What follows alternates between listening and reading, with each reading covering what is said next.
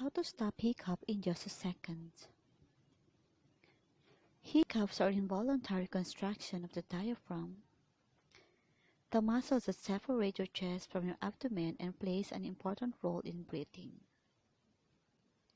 Each contraction is followed by sudden closure of your vocal cords, which produces the characteristic hic sound.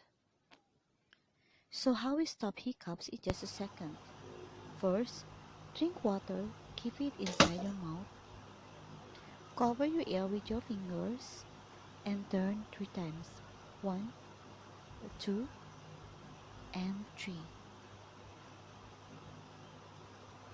Swallow your water and thank you guys for watching this video. Hope you like it. And talaga po makakatulong siya sa inyo kapag tayo po ay sinisimok. So, you can try it at home. And see you again next time. Bye-bye!